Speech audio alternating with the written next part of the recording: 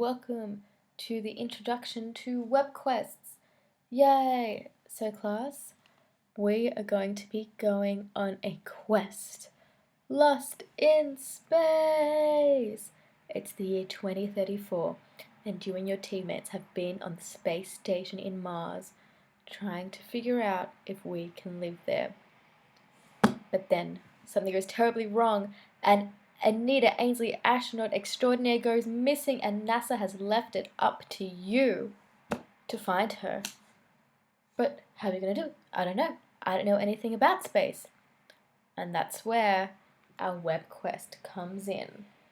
So, a web quest is an activity that will get you guys used to clicking on links, finding information, and using that information to form an argument. So we'll go to the part. So we have our little introduction here, the task.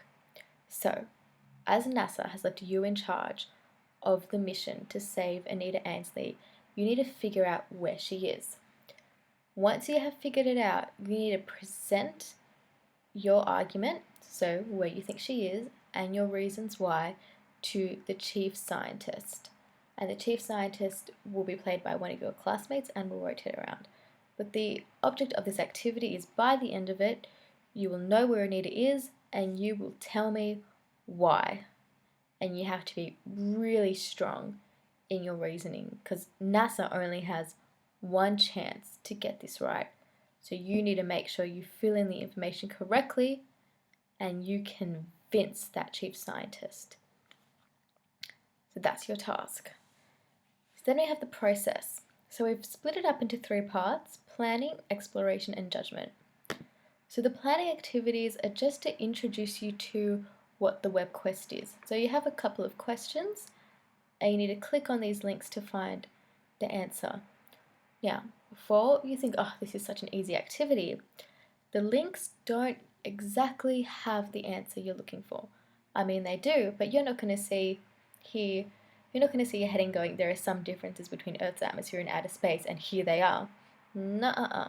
You got to read through the links and find out how to answer these questions. How is Earth's atmosphere different from outer space? It's not completely black and white. So that kind of gets easy, gets a bit harder.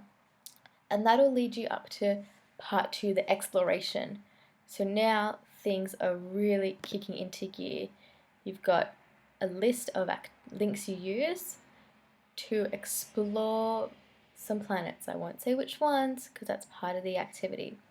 Now, all of these activities are leading up to your big finale at the end where it's judgment time, where you have used the information that you've gathered from the previous links and you can pose an argument. So remember how we've been going over persuasive writing in class? We need to be persuasive. So to help you, so you don't get marked on this, but there's some for and against reasons here. You can fill it in and that'll help you at the end when you make your presentation to the chief scientist. So how are you getting marked on this? So if you look at the evaluation, getting marked on how convincing your presentation is, how you're drawing comparisons, you're using the links, and also it's really important to remember, don't just look at the links and make some dot points of the first 5 things you see. You've got to really read them carefully, figure out what information is important, what information will make me figure out where Anita is. So we don't just want to see you regurgitating all the information. This exercise is to help you find key information and how you use it. We've got the marking rubric here. That's it. So the other cool part about the web quest is it comes with this transmission. So you need to read this transmission really carefully because it will have clues into where Anita is. So you're going to read this information, use the links to learn about space, and then have a think about, okay, is Anita on the sun? Is she really hot? Is she on in one of Saturn's rings? I'm not sure. You need to compare the information to what's written in the transmission. So why are we doing this? So as you go through school, especially year 5, 6, high school, you're going to do a lot of you're going to need to do a lot of persuasive arguments and essay writing. So getting you ready for NAPLAN, but also you're going to be using the internet a lot. You do now and in your future to research things, to write things. So it's just getting you guys to practice your skills in finding relevant information to your argument. So here we go, guys.